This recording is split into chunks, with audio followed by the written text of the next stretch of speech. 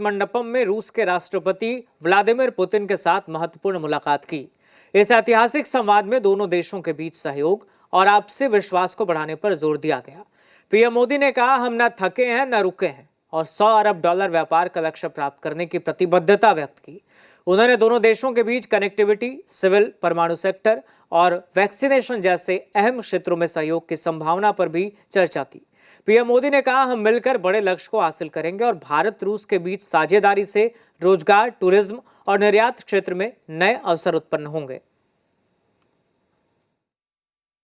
Business के लिए simplified, predictable mechanism बनाए जा रहे हैं।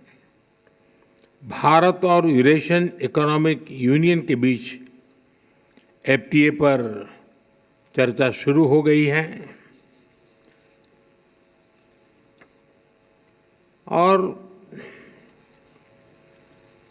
साथियों, हम अलग अलग विषयों को लेकर के भी, जैसा अभी पीयूष जी ने उल्लेख किया था और जैसा राष्ट्रपति जी ने जो संभावनाओं का वर्णन किया है, उसे देखते हुए हम बहुत कम समय में बहुत बड़े लक्ष्य हासिल कर सकते हैं। बिजनेस हो या डिप्लोमेसी, किसी भी साझेदारी की नींव आपसी विश्वास है। भारत रूस संबंधों की सबसे बड़ी शक्ति यही विश्वास है। यह हमारे साझे प्रयासों को दिशा भी देता है और गति भी देता है। पिछले वर्ष राष्ट्रपति पुतिन और मैंने 2030 तक द्विपक्षीय व्यापार को $100 बिलियन का उस लक्ष्य को पार करने का हमने निर्धार किया था। लेकिन कल से मेरी जो राष्ट्रपति पुतिन से बात हो रही है और जिस प्रकार के पोटेंशियल नजर आ रहे हैं, मुझे नहीं लगता कि हमें 2030 तक इंतजार करना पड़ेगा। मैं साफ देख रहा हूं।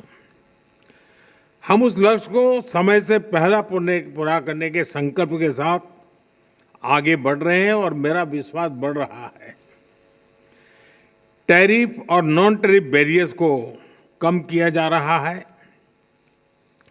लेकिन साथियों, इन प्रयासों की असली शक्ति आप जैसे बिजनेस लीडर्स हैं। आपकी ऊर्जा, आपका इनोवेशन और आपका एम्बिशन, यही हमारे संयुक्त भविष्य को आकार देते हैं। फ्रेंड, पिछले 11 वर्षों में भारत में जिस स्पीड और स्केल के साथ हमने बदलाव किए हैं, वह अभूतपूर्व हैं। रिफॉर्म, परफॉर्म एंड ट्रांसफॉर्म, इस सिद्धांत पर चलते हुए भारत तेजी से विश्व की तीसरी सबसे बड़ी इकोनॉमी बनने की ओर आगे बढ़ रहा है। और 11 वर्षों की इस रिफॉर्म यात्रा में हम न थके हैं, हम न रुके हैं। हमारे संकल्प पहले से ज्यादा मजबूत हैं और हम लक्ष्य की दिशा में बड़े आत्मविश्वास के साथ बहुत तेज गति से आगे बढ़ रहे हैं। जीएसटी में नेक्स्ट जनरेशन रिफॉर्म और कंप्लायंसेस में कटौती, ऐसे कदम उठाए गए हैं ताकि ईज ऑफ डूइंग बिजनेस को बढ़ावा मिले। डिफेंस और स्पेस को प्राइवेट सेक्टर के लिए खोल दिया गया है। इससे इन सेक्टर्स में नए अवसर बने हैं। अब हम सिविल न्यूक्लियर सेक्टर में भी नई संभावनाओं के द्वार खोलने जा रहे हैं। यह केवल एडमिनिस्ट्रेटिव रिफॉर्म नहीं, बल्कि माइंडसेट रिफॉर्म्स हैं।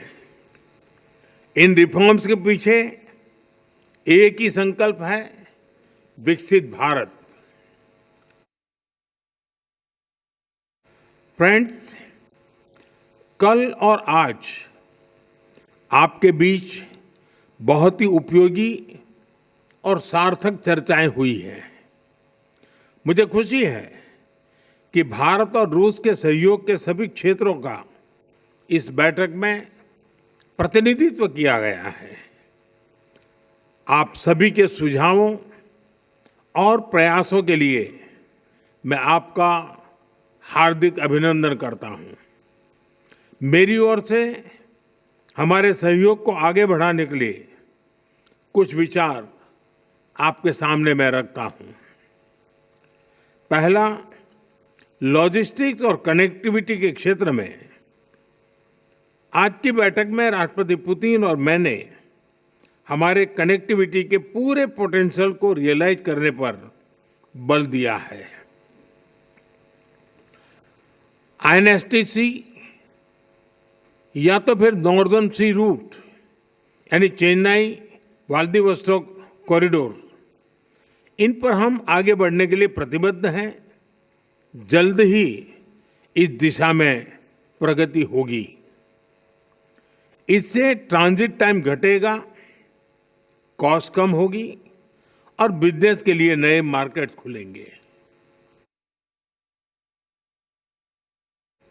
डिजिटल टेक्नोलॉजी की ताकत के साथ हम कस्टम्स, लॉजिस्टिक्स और रेगुलेटरी सिस्टम को वर्चुअल ट्रेड कॉरिडोर से जोड़ सकते हैं।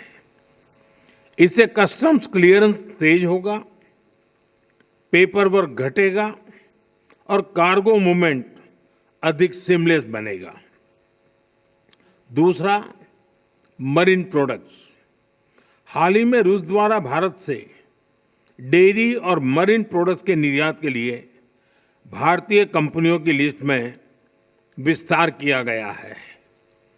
इससे भारत के एक्सपोर्टर्स के लिए नए अवसर बने हैं।